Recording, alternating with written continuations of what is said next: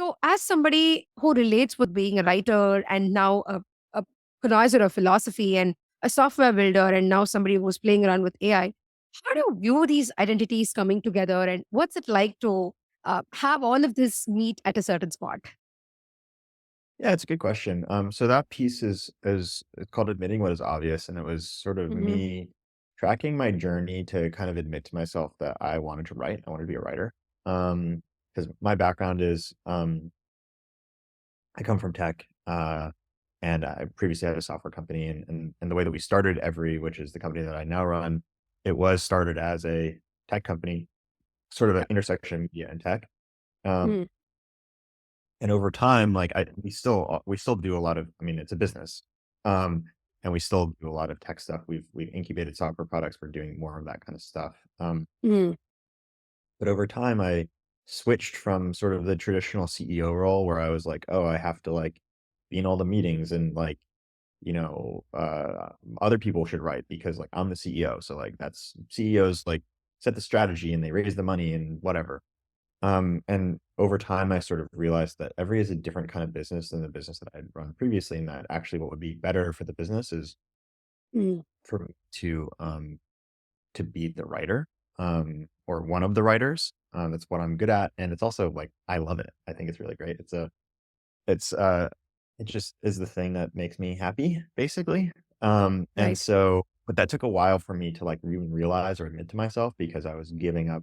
I felt like I had to give up this like founder identity or this like builder of companies identity. And Mm. I actually don't think that that's true.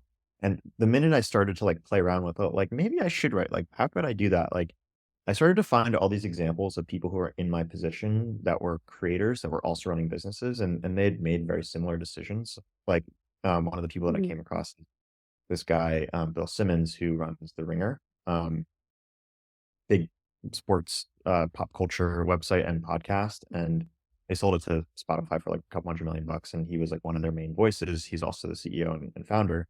Um, and so like he managed to like run the business and be like a main content creator type voice. But you can find other examples of that, like I don't know, Sam Harris, who has his podcast and books. Yeah. He also has a meditation app. There's Mr. Beast. He's got, obviously he's a huge YouTuber. He's got like snacks and a snack company. And what all these people end up doing is they come up by writing and or making videos or whatever the creative thing is. And when they start to get popular and they want to run a business, they don't actually stop doing that stuff. That's what they're there Right. for. What they do is they create a crew of other people around them who they trust to like go and operate the businesses. Mm. And they are sort of like the keeper of the vision for those businesses.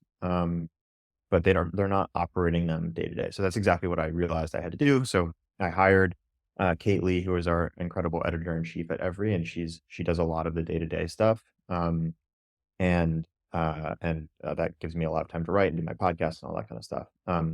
And I think getting to your question, um, I think like identities, saying I'm a writer, um, they feel kind of scary because you're like, what am I not a founder anymore? Am I not like whatever, all this other stuff?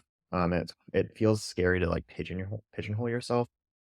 Yeah. And it's like everyone is a lot of things. Like I'm a writer, I'm a founder, I'm a programmer, I don't know. There's a lot of things that I am. Mm.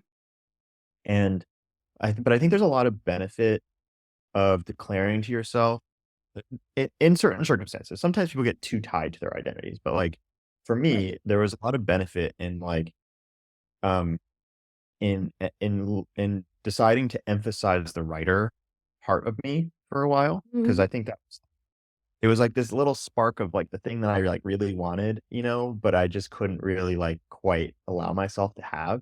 Um, and so just like kind of being like, hey, like, no, no, you can come out, you can come out, buddy, was like a really good little thing to do. And I think what's really important to remember is that like that emphasis or the way that you treat your identity is like it's not a forever thing. It's like an always shifting, always changing balance.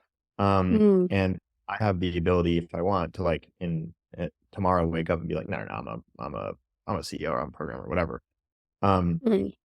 I don't think it's necessarily good to be like changing your identity like every week, or how you think of yourself every week, but like there is some timeline on which it is helpful, Right. and just be like, I'm doing something else. And if you look at the biographies or paths of famous people, like many of them have tried like 50 different things. And so Absolutely.